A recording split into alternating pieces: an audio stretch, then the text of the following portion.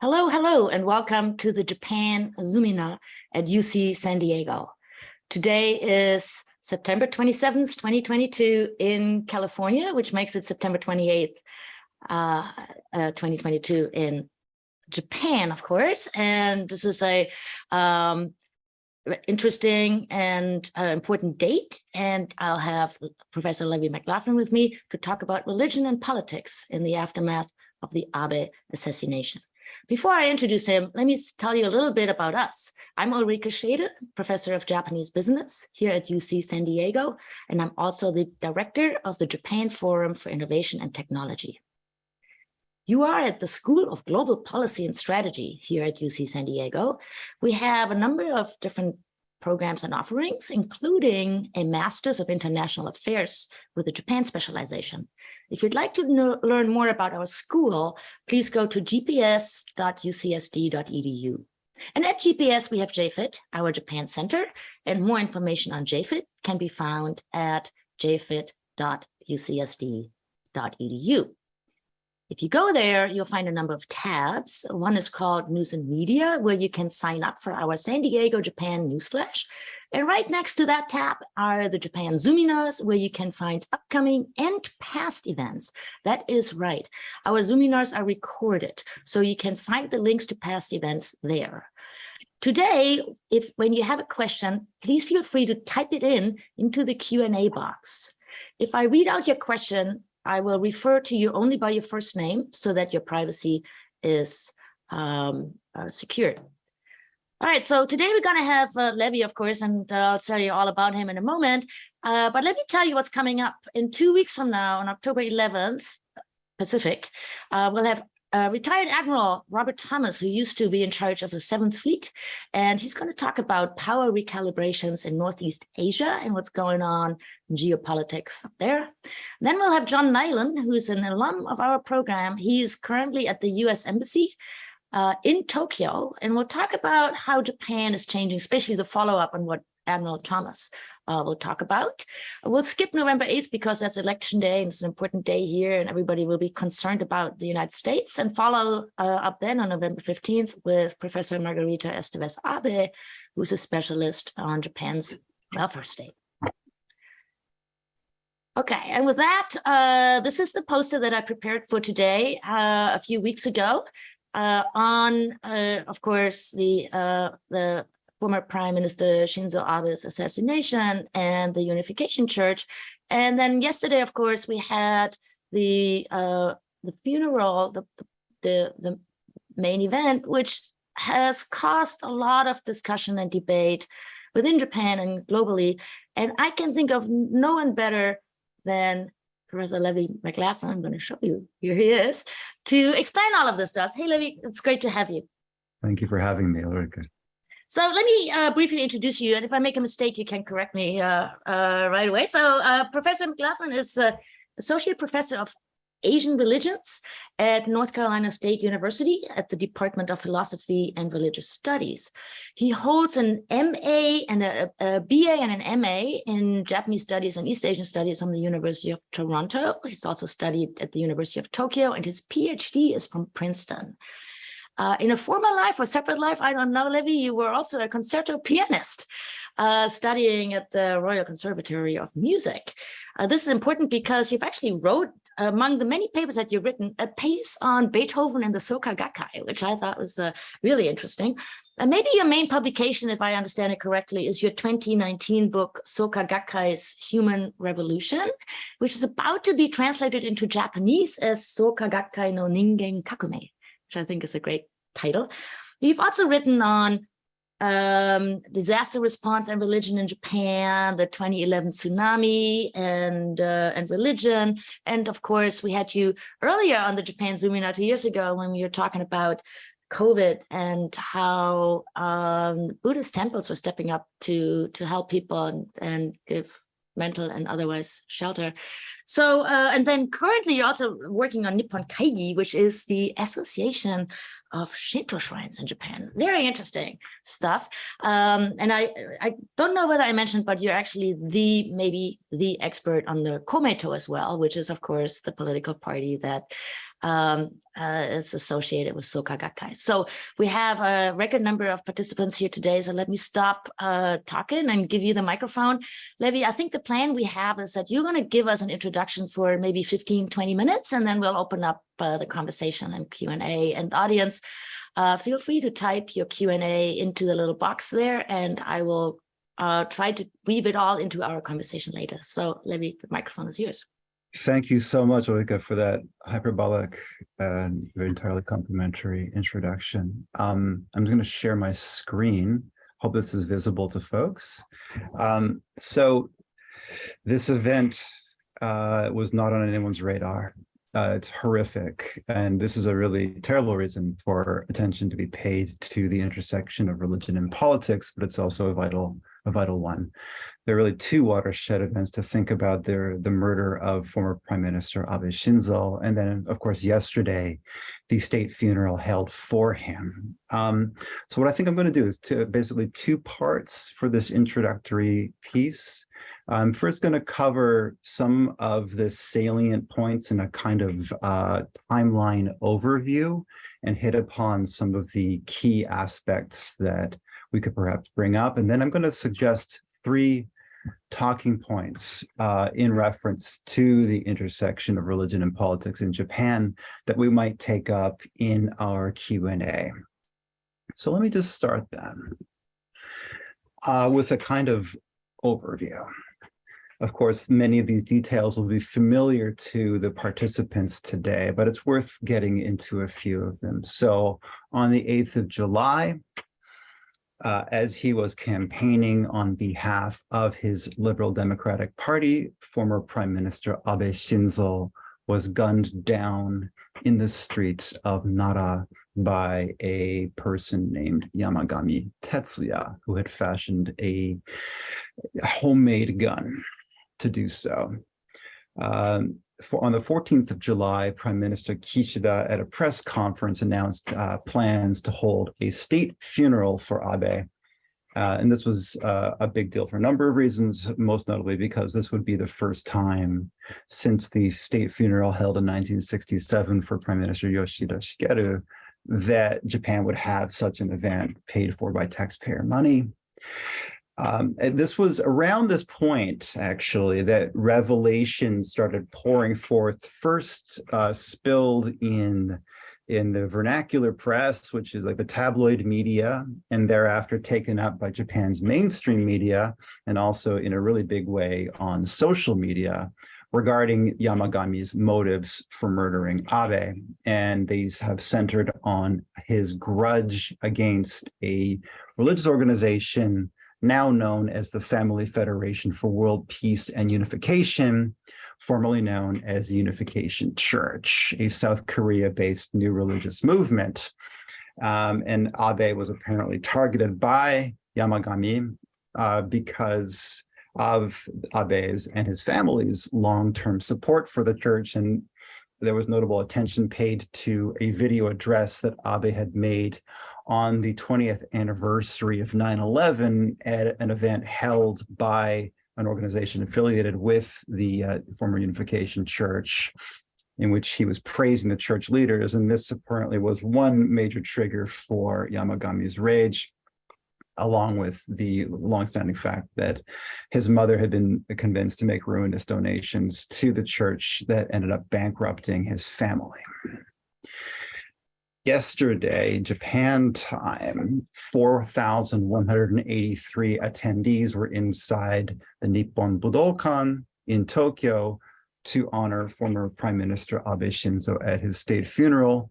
This included 7 members of the imperial family, thousands of current and former Japanese politicians, and about 700 foreign dignitaries. Notably, there were no G7 leaders among them.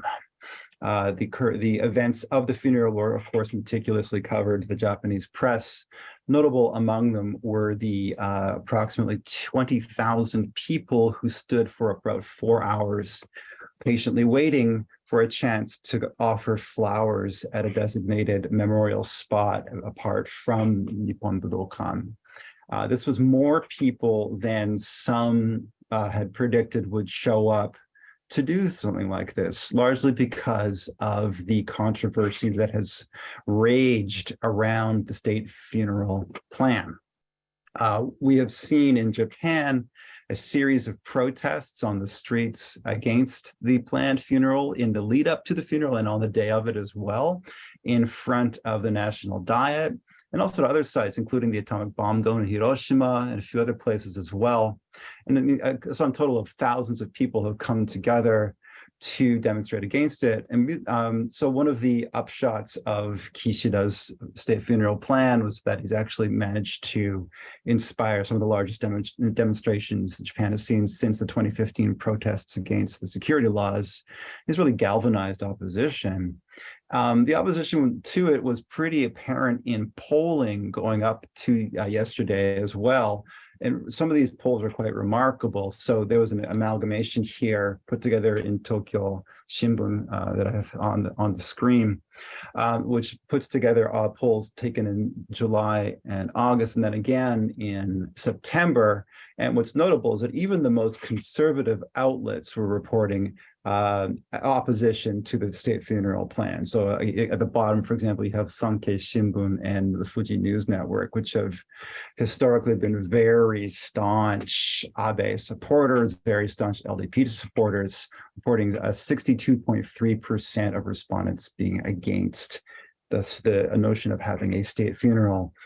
Much of that opposition was narrated in terms of the cost. There was a lot of discontent surrounding the fact that the stated price tag for taxpayers in Japan was in excess of 11.5 million US, probably more because the full cost of the security was not really factored into that. But really, the animosity has been driven by outrage at revelations about LDP links with the Unification Church. And these have absolutely saturated Japan's media coverage in the days following the assassination. This discontent about ties between the LDP and the church have really been a massive drag on the Kishida cabinet and the current prime minister. His approval rating has dropped from a high prior to the assassination of 64% to now 29%. And I think it was like 63% disapproval rating in the most recent poll that I saw. I'm working now with Professor Matthew Brummer, who's at the National Graduate Institute for Policy Studies, or GRIPS, in Tokyo, in an interdisciplinary approach to transformations and understandings of religion and politics in Japan in the wake of the Abe murder. And one thing Matthew has started to do is collate Twitter data. So Twitter, of course, isn't everything, but it can serve for us as a pretty useful index of how people have been reacting to this, what they perceive as an outrageous interconnection between the government and this notorious religious group. And so there's a few things you can say about the online reaction so far that that Matthew has collated for us. One is that this is Japan's biggest ever Twitter event. So he's collected conservatively 200 million tweets. This is over 300 gigabytes, just mostly text. I mean, this is a gigantic amount of data. 82.3 million unique authors, and just this huge outpouring. It's also worth keeping in mind that Japan is the world's second largest Twitter using nation. So this really is actually one of the largest events on Twitter ever, that's really significant. And it's pretty clear that much of this reaction has been driven in terms of reactions against Toitsu Kyokai, or the Unification Church. So here's some of the tweets collected, flagged by keywords. The top one is Abe. Number 2 is Toitsu Kyokai. Japan comes third, and thereafter Jiminto, Senkyo, etc. So it really is driven by this what you could call a moral panic surrounding the Unification Church and its presence in politics. And that can be also tracked in terms of how just the term Toitsu Kyokai, or Unification Church, appeared on Twitter here, you can see going up to the date of the assassination and thereafter, just absolutely surging, and really notably retaining a really strong presence. Things have started to die off a bit in terms of having, a news story somehow about Unification Church being the top story in either broadcast news, one of the morning panel shows, or on Twitter, but it's still really tenacious. It's absolutely stuck in there. So I'm going to suggest maybe we can take into account a few things before we open things up for discussion and questions with Ulrika and everyone else here. I'm going to suggest 3 discussion points, but first I just want to, this is quite a picture, to think about contextualizing the reactions to revelations about Unification Church ties to the LDP and the broader context of religion and politics in Japan, which of course is a mainstay, as this picture of the 2 coalition leaders indicates for us. So this shot was taken just a few days ago at a press conference held to commemorate the 8th term of Yamaguchi Natsuo, who was elected unopposed to run Komeito, to be the head of Komeito. And there he is with Prime Minister Kishida.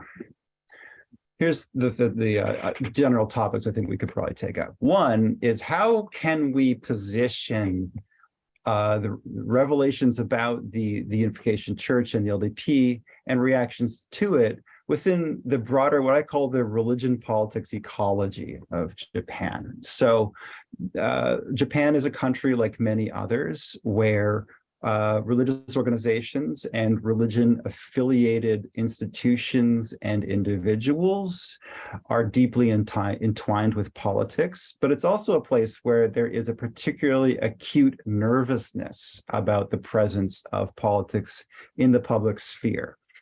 And so that in light of that, it's all the more striking to note the intimate ties that are sustained between the two coalition partners. On the one hand, for the Liberal Democratic Party, it has long-term and very deep connections with the Association for Shinto Shrines, the unincorporated lay group, sort of lobby organization, Nippon Kaigi, which has signatories that come from a range of religion and religion-affiliated groups. You have, of course, the Unification Church, and there are many others as well. And the LDP is in coalition with its junior partner, Komeito, sometimes glossed in English as the Clean Government Party, which was founded in 1964 by the lay Buddhist association Soka Gakkai. And those connections are absolutely key to retaining, for the most part, 2/3 of the seats in the lower and upper houses of Japan's Diet. A second theme that I'm starting to think a lot about right now, especially doing my best to keep up with the absolutely massive amount of media coverage of this topic, is how the umbrella category religion is being curated in media-driven narratives, and the possible effects of how it's being characterized on politics, on religions, and related concerns. So there is an identifiable constituency of anti-cult academics, lawyers, in particular the National Network for Lawyers Against Spiritual Sales, who have been instrumental in combating the Unification Church along with other groups as well as journalists who have mostly toiled largely in obscurity or on the margins for decades until, frankly, the spotlight of these violent incidents brings them into the limelight. And so the coalescing of their narratives results in a hardened divide between basically a binary take on new religions / cults / these malicious, illegitimate groups versus the reassuringly real religion, sometimes also associated with tradition or custom or culture. You can actually navigate past the religion label altogether. Moral panic about cults is being amplified by daily media coverage of these activists who are appearing in mainstream Japanese press on panel shows and on social media in great abundance, lots of different venues and lots of different forms of coverage. Some of the same people were also prominent, notably in the aftermath of the Aum Shinrikyo attacks in 1995, and a very similar set of discourses took shape around that time as well, only now being far amplified with new media. There are these alliances between the anti-cult activists, opposition parties in the Diet, and others who are seeking legal means to disband the Unification Church, remove its designation as a religious juridical person, have it labeled an anti-social organization, which is a term that's generally applied to organized crime. Various other means are now. So these are some of the more material results of these kinds of connections that are taking place. And this promises to have a substantial impact on how religion and politics operates in Japan, as you can see in the picture on the right, which I use in a lot of my presentations. I just love the poetry on the faces of Yamaguchi and former Prime Minister Abe Shinzo as they took the office once again from 2012 after being in opposition. But my third point, I think this is something I'm really thinking about a lot, which is who's missing from the story, which protagonists are not receiving the attention that they deserve as this deluge of mediatized attention is being poured on the religion politics nexus. One way you could take that is to look at ways that politicians have been evading or trying to evade attention for their longstanding ties with the Unification Church and probably with other groups as well. So on the 12th of September, LDP Secretary General Motegi Toshimitsu announced that, having conducted an internal poll of the Diet members in his party, that 179 of them had ties to the Unification Church, and quite a few of them had substantial ties. Follow-up investigations revealed that list was incomplete. It's a lot more than that. But actually, I'd prefer to look at this question from a different point of view, and in terms of looking at very important categories that haven't been, I think, substantially addressed, and those are gender and social class. I think a really important point to emphasize is it took the murder of Japan's most important man by a male assailant to trigger public outcry against decades of the exploitation of women adherents at the grassroots level within the Unification Church. The vast majority of their on-the-ground regular attendees are women.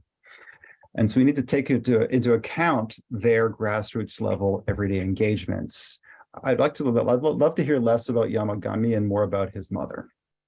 I'd like to hear about her life. I'd like to hear, and not necessarily a narrative through the point of view of people who are seeking legal redress, but actually from the people themselves, because this is how we can understand how Japan's religion politics nexus is mobilized from the ground up.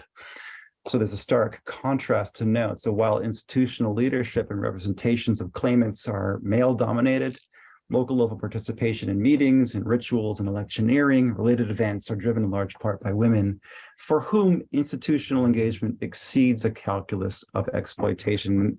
And this is a perspective that I also derive from my own long-term ethnographic engagement with groups that have been labeled notorious, been labeled cult, and all of these things. And so what's striking is that in all cases, it's women who are powering these groups from at the grassroots level. Because I think if we don't do this, we're going to be unable to properly understand motivations for participation in religion and politics in Japan. And we have to really make sustained efforts to appreciate non-elite participants on their own terms. So I'm just going to end with that and open things up if that's okay. Wow, that's terrific. Thank you. And the questions are coming in. I'm trying to organize them rather, but let me maybe start with a very basic question. Okay. And that is, since I'm out of my depth here, I study business, although, okay. So what is in it for the LDP? So there's this 179 LDP politicians have been shown to have had some ties. And that's probably a spectrum from a small interview to getting a ton of money. For those of them that have these substantial ties, why would they have these ties? What's in it for them? I mean, is it a money play? Is it and how could this particular group be so impactful on these LDP guys? So first of all, yeah, just the nature of the reportage on the ties is notable to me. Such is the high-pitched rhetoric surrounding the Unification Church that even revelation that a politician, say, attended an event and had a photo op, or did an interview with Sekai Nippo, for example, one of the newspaper run by the Unification Church. This gets a dedicated newspaper article now, or a dedicated Twitter thread that can be, sent out thousands of times. And prior to the assassination, that wouldn't have been the case. So I think that that has made it a bit difficult to identify just who's doing what to a certain extent. But it's very clear that lots of politicians have sustained ties and strong links, and have made repeated appearances at events organized by either the church or one of its numerous affiliate organizations. Reasons for that include the fact that the church has clearly been supplying labor. That's the big one. Actually, money, it's hard to follow money in politics, as you, I'm sure, well know. But what you can probably point to is how, for example, the church has supplied staffers who can help out with elections or help out with the regular operation of what's necessary for politicians otherwise, and also for votes. And so, in that regard, I actually have to admit I'm a little skeptical about the electoral impact, for example, of the church, because it claims 600,000 members. Realistically, it probably has 60 to 100,000 active members. And I know that margins can be very, very thin in Japanese elections, but this doesn't look very big compared to, for example, Komeito and Soka Gakkai. And Soka Gakkai is reported to mobilize something like 20,000 votes in every national level district where it's supporting a candidate. So given that comparison, it's pretty modest. But there are other reasons too. So the politicians are ideologically aligned in many cases with the church, which has grown notorious also for being intensely anti-leftist, anti-communist initially, and still very strongly that.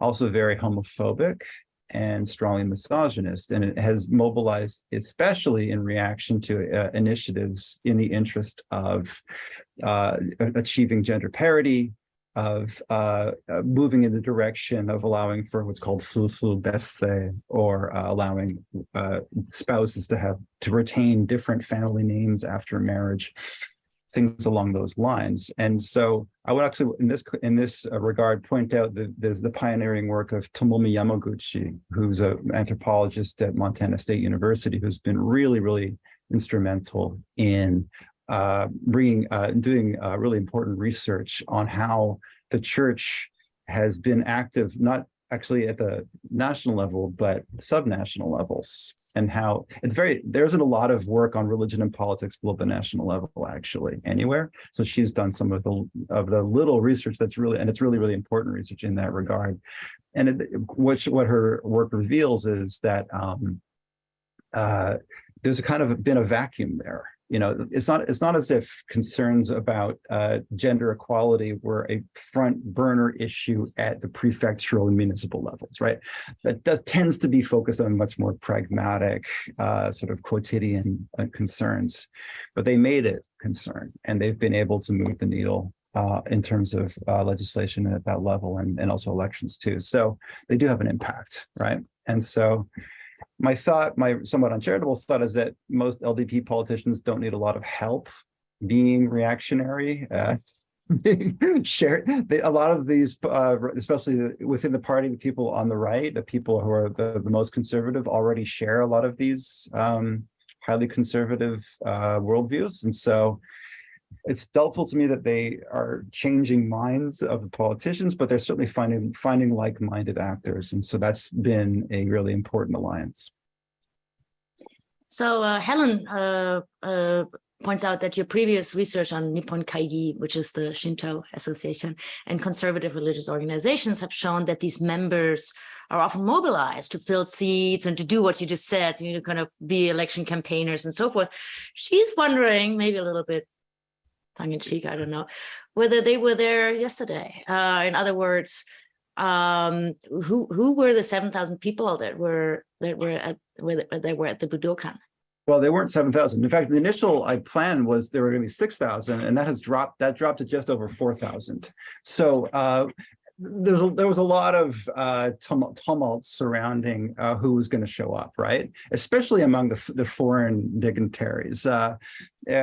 Justin Trudeau from Canada was left holding the bag as the only G7 leader who had agreed to go, and he made his excuses a few days ago to attend to the aftermath of a hurricane in eastern Canada.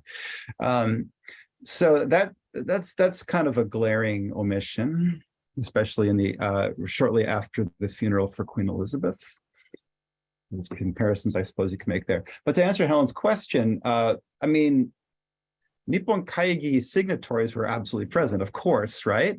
Were Nippon Kaigi and its affiliate groups called upon to fill seats? I don't know yet, right?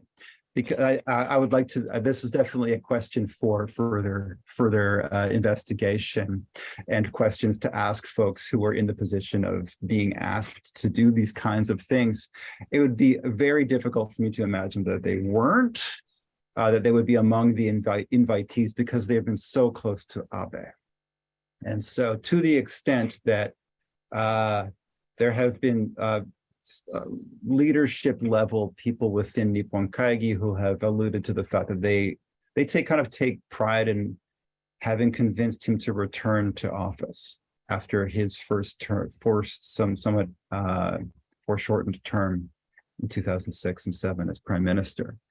So during that interim period that he started to attend seminars and other events, and so that their ties are very, very close indeed. So yeah, the who's who, the breakdown of the who's who at the event in Nippon Budokan deserves some pretty careful analysis. So you mentioned the Queen's funeral, and our colleague and friend Dave Lahaney tweeted when she passed that no matter what the Japan does with the Abe funeral, that it won't be as good as the Queen's. And so I don't, that he meant that in a sort of, let's get our act together here. But the question Jill and others are asking, why did the US and the UK not participate in this? Where was Germany, or pick a country? I mean, why were they not there? It's a very good question. I think that they were probably responding to the public disapproval ratings that they were being there, and the fact that to show up would be to essentially take sides within an internal division that was very amply clear within Japan. And it was a difficult one to make. So, for example, if Biden had showed up, right, that would have signaled a very strong approval for the Abe side of that equation. Sending Kamala Harris apparently had no impact. So, and Rahm Emanuel is already in town. But yeah, it's a very good question. But notably, if we look past the G7, there are some strong signals that were sent, right? Modi from India was there, and I think that his strong ties to Abe were very clearly being signaled in that regard. Albanese from Austria is also worth thinking about in this regard too. So yeah, so I think that in terms of thinking about the Quad, thinking about basically how omissions and additions signal a kind of a lattice work of power relations. Again, I think this is going to require more analysis than just thinking about it the day after. So let's stay with these religious groups for a little bit before we go to the protests and then some other topics that are popping up in the Q&A. But the question on these religious groups, in particular this one that we're talking about, the Unification Church, he's wondering whether you could explain how such a, well, at least loosely Christian-based religious group like the Unification Church could turn, would attract such attention in Japan, where there's of course Shintoism and Buddhism and so forth, and Yeah. It's No, like- so how does how do they what's the in, right? Is it that they're stripping some of the Christian elements to be attractive in Japan, or is it precisely those elements that are attractive? when I first started tweeting and stuff in the immediate aftermath of the Abe murder, I received a lot of unsolicited messages from Christians who wanted to make very clear to me, Christians in the sense of being self-described Protestants and Catholics, who wanted to make very clear to me that the Unification Church is not Christian. They wanted to make a very stark distinction. I'm not going to adjudicate. The groups describe themselves as they are, but there's lots of reasons why, say for example, an American Protestant wouldn't want to think of the Unification Church as Christian, in the sense that, for example, its founder Sun Myung Moon declared himself a Messiah. That's always a way to, not be popular with a lot of other Christians. What was the in Japan? Well, actually, we can think about its growth in very specific ways. So the religion was founded in 1954 in Korea. It's apparent that it was present in a very modest way from 1959 onwards in Japan. But it's really from, well, I guess you could say that the 60s and 70s, it was definitely a significant presence, but it was after the 1980s where you see the sort of a base shift over to Japan and a really significant growth and a really big emphasis on this practice that's labeled spiritual sales. So essentially demanding very large amounts in terms of donations in exchange for rituals or items that signify being assuaged of the afflictions that are upon you and your family by virtue of more than human powers. And so some of these demands have been absolutely extortionate. And so there's the National Network of Lawyers Against Spiritual Sales has held press conferences, has publicized and otherwise given voice to testimonials by ex-members and the families of people who are still in the church who tell these really searing stories about absolute financial ruin, and also the notorious practice of the church of the mass weddings. And so the Unification Church is probably most famous for this, right? These really striking gatherings of thousands of couples, most of whom have never met in person prior to being married, being married in a stadium. And the accusations from the critics are that this essentially serves as a form of human trafficking in some cases, that people who are married they'll move and they'll lose track with their family and other things like that. They suffer abuse and other forms of privation. It's so. So that because that's the dominant media narrative, that's right. You start asking, why would anyone join a group like this, right? Well, the truth is that they have a very robust local level community, that belonging to the church, having a role within the church, having responsibilities to convince others to join, and also to cultivate others within it, is a deeply meaningful way for people to realize themselves as people. And especially for people who are marginalized in Japan, these are opportunities that are absolutely fundamental. And so this is what I meant when I was mentioning the importance of listening to people on their own terms and trying to more fully account for what it would mean to belong to that group. And also then what would it mean to then tell those people, to demand that those people stop, right? And this has always been the big dilemma. And so the critics will characterize them as being the victims of mind control, as being duped, as being glazed-eyed followers. And the truth is that if you spend time with adherents within groups that bear those accusations, that they are fully realized human beings who are very sophisticated. And so it's not at all an easy proposition to make, or even a reasonable one in some cases. So this is a very difficult thing to contend with, indeed. So there's we've talked about the church for a bit, but can we just go back to the assassination for a moment? I mean, when I remember very, in much detail the day when this happened, and my first reaction was that the shooter must have been crazy guy, I thought. There was no information. That's what one thinks, I guess, or at least that's what I thought. And since then, there's been, you ask on, let's hear more about the mother. It's a really interesting question, right? But also, I mean, this man built a gun and decided to shoot somebody. That's not normal behavior, right? And then actually Marie has a question. Was it really a lone wolf, or is there is there somebody behind this, or is this person maybe not? And then you mentioned a fan club that there is actually now, or something like that. Can we hear more about this person? Well, what there have been, so in part, as part of the exercise in gathering is a vast big data, I guess you call it, about the responses to the assassination, has been tracking sentiments, right? And so what's striking to me is what is present and also what's absent. So among, for example, some of the keywords that are being tracked, mental health is really low. And like you're saying, Ulrike, you might expect that, yeah, someone who lives on his own, who quits his job or loses his job, and otherwise seems to be kind of, frankly, would be labeled kind of an incel type, perhaps, if they were outside of a Japanese context, or maybe even in Japan. Goes online, figures out instructions for how to build a gun.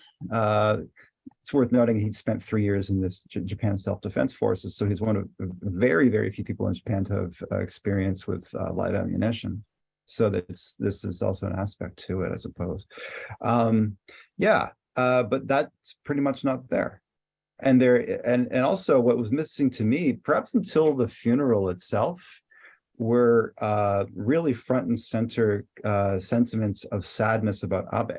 And I thought that was actually itself sad in a way. No matter your opinion of Abe, this was a horrible, horrible crime, and it was just a really awful incident. But instead, there's this kind of backlash of righteousness in favor of finally we get a chance to express our resentment against the LDP for lots of reasons, most prominently the Unification Church. And so one product of that has been this sort of groundswell of support for Yamagami. And so there's like money being sent to him. His uncle has rather begrudgingly had to like take gifts that are sent to the detention center where he's being held in Osaka. There's like an online fan club for the guy. I mean, so maybe that's just internet culture to a certain extent, but it also, those absences, especially the sustained public discussions about mental health, have really fallen by the wayside in favor of this panic about the church. So let's turn to the protests, and there are lots of questions on the protests. I mean, one actual question is actually that would you not just forgive even if you were angry about Abenomics or had some beef with Abe politics, he was assassinated. Why this anger? Right? But then also, who organized the protests is what Keith would like to know, whether these are the same people that organized the 2015 ones. And Robert would like to know what it means for the LDP, together with Lefteris, who's asking about, does this have any effect on the Abe faction, the Seibakai? What do the protests mean? And David, by the way, also mentioned that does it even matter that Kishida's support rate has plummeted? I mean, so what's the political fallout from all of this? Political fallout is going to be really, really important to track, right? So I have a few thoughts about this. There is actually something weirdly useful about the Unification Church. It's an identifiable, coherent inner enemy, which is useful for politicians. It looks at least theoretically possible to excise this internal other. Unification Church has also served as a useful scapegoat, and you can hear this in the dog whistles about how it's being characterized.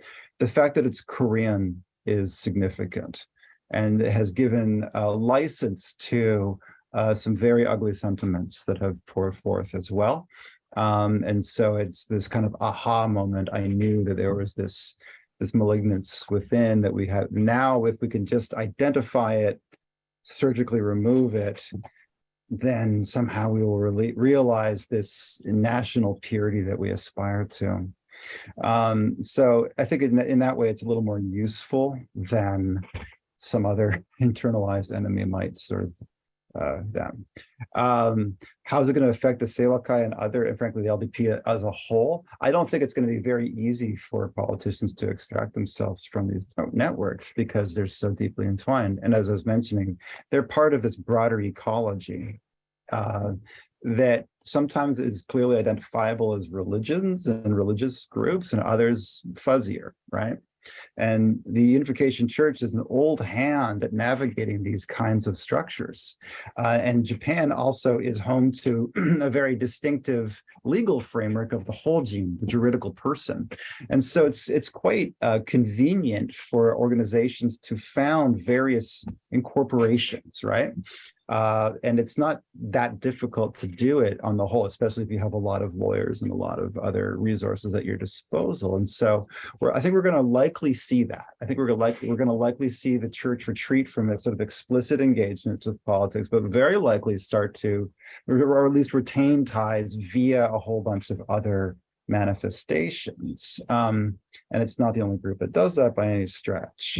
Sometimes it's and this is regarded as a sort of affront, as a malicious act on the part of the church by its critics, as a way to sort of disguise its religious intentions. But the truth is that groups of this nature have done this kind of thing all the time. In the UC's case, it probably is disguising its religious intentions in some cases, though. It's pretty clear. Who are the protesters? They are various. It's very obvious, actually, within them that there are indeed the same organizations that mobilized in response to the 2015 Anpo Hose, the security laws, the reinterpretation of Article 9 to allow for collective self-defense. And so, as I mentioned, this is actually a chance for them to kind of regroup. This has given them a focal point to gather again, to attract new protesters, to formulate an opposition. And it's in some ways, I think, been quite useful, hopefully, a useful point for Japan's opposition parties to try to act together to serve as some kind of viable alternative to the coalition. We'll see if that actually translates. We're quite a distance now from another national level election. Not until 2025 does Kishida have to call one, but there could be translations downstream in terms of victories. And we've seen that also in the aftermath of these protests as well, prefectural and lower levels. So that's a complex picture that's being painted right there. Whether or not they can translate protests and oppositions into viable political alternative, we'll see. But again, here too, I think the specter of religion and politics is serving them as a foil. So back to this narrative. I mean, so there are a number of questions. I mean, Hidehiro says it's embarrassing, that 11 million is put up as, is that a lot of money?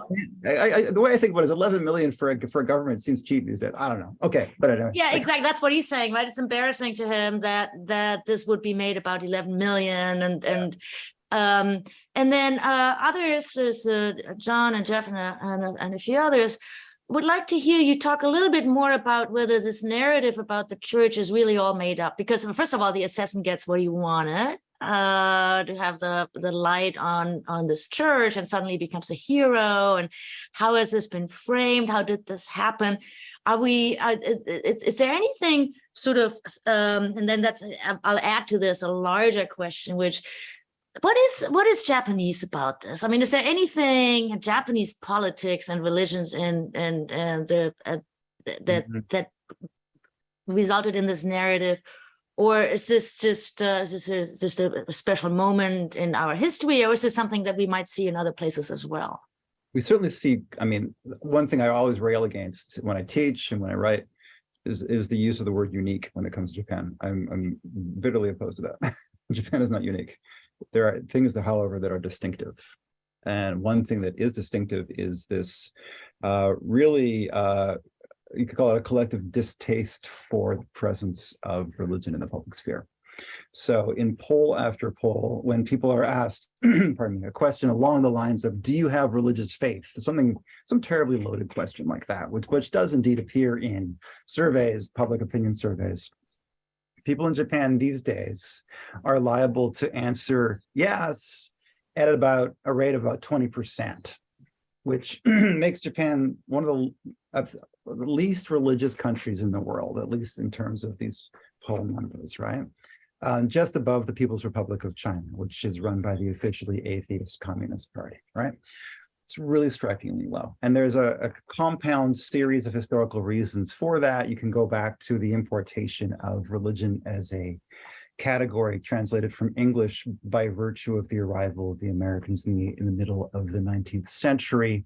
So it's itself being a product of a fraught religion politics intersection, right? And thereafter, all kinds of other initiatives along the lines of multiple articles in the 1947 Constitution guaranteeing the separation of religion and state, which give language to people who are making these critiques. And very often, as Articles 20 and Article 89, they're invoked by critics, right?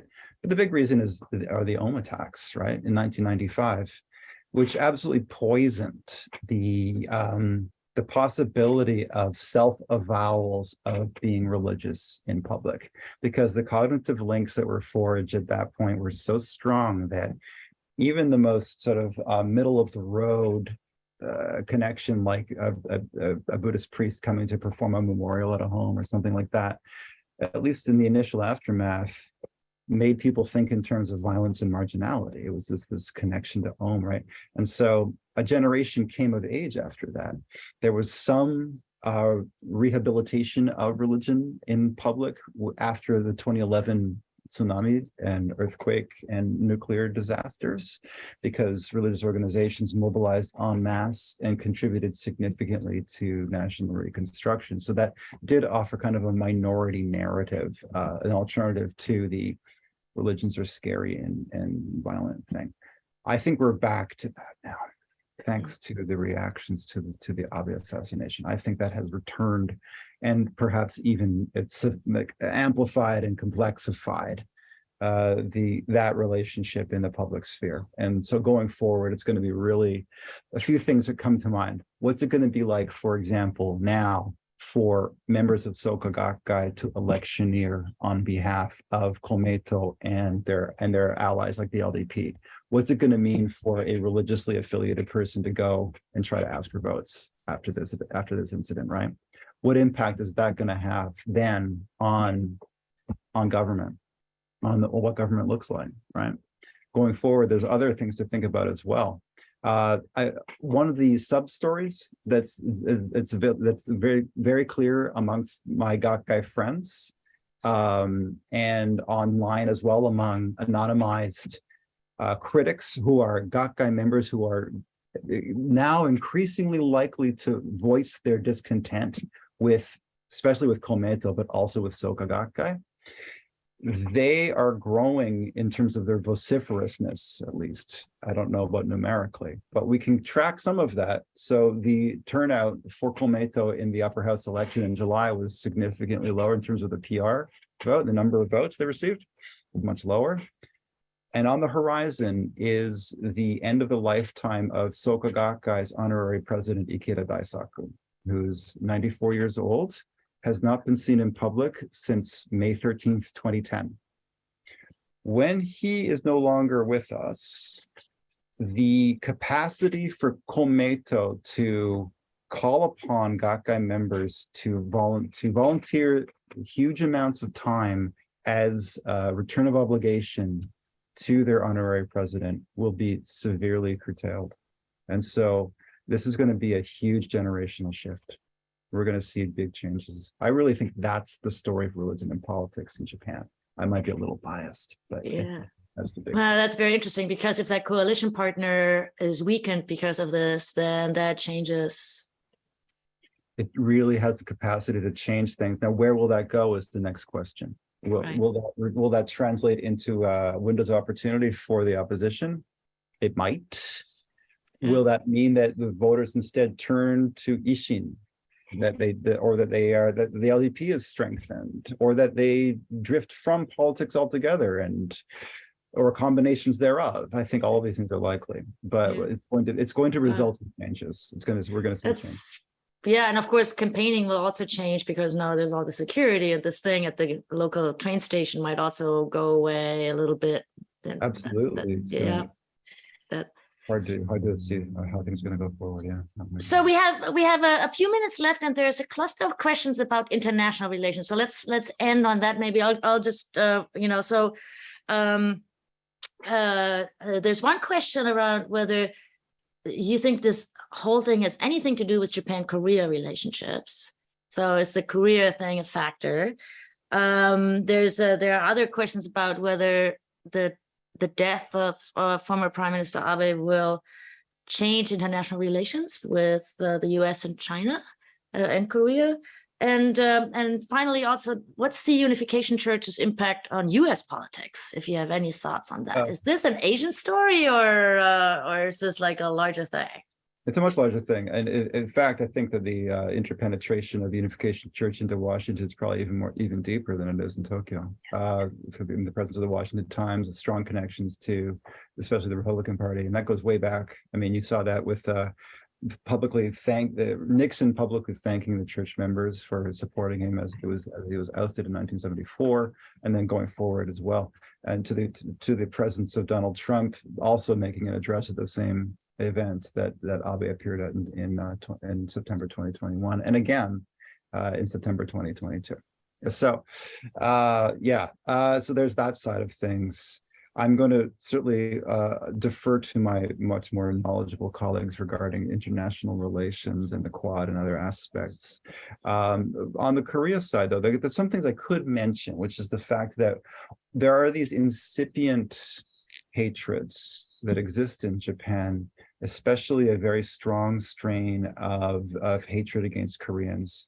And one of the worries that immediately popped up was that hate crimes against Koreans and Zainichi, the Korean resident Japanese and others of Korean descent in Japan, might pop up in response to what happened. And so there was even a tweet sent out by the Korean consulate in Fukuoka right before news broke about the fact that this was a Unification Church related incident, warning people. It was a tweet in Korean warning people that this might happen. And so there have been threats, hate mail and things like that sent to Korean Japanese organizations and things like that.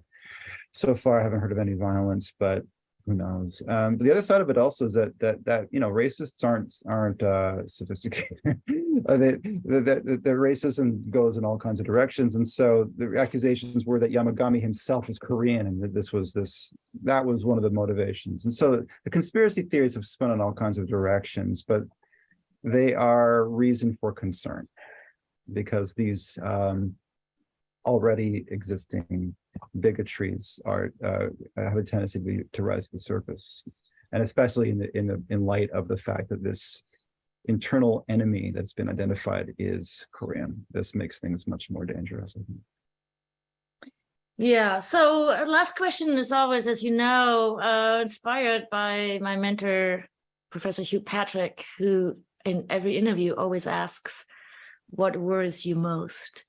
So if you look at the situation and this whole, the assassination, the funeral, what worries you most right now? What worries me most is the normalization of bigotry. As I was just mentioning, that this giving license to really broad-based attacks against groups and anyone who might belong to them. And so generally speaking, it's not leaders who suffer the results of that, right? I'm worried more about like the grandma going her way to church. I'm more worried about the people like Yamagami's mother, right? Who have basically been erased from these heated discourses and being spoken for rather than speaking for themselves. That's, I guess, what worries me most at this point. Wow. That's a great thought to end on, and something to chew on that I now have to figure out, because that I could see that happen, right? So the Soto and the Uchi and the kind of, and we don't want to talk about this, but there is this groundswell of assumptions and judgments that could be triggered by all of this. That would not be healthy.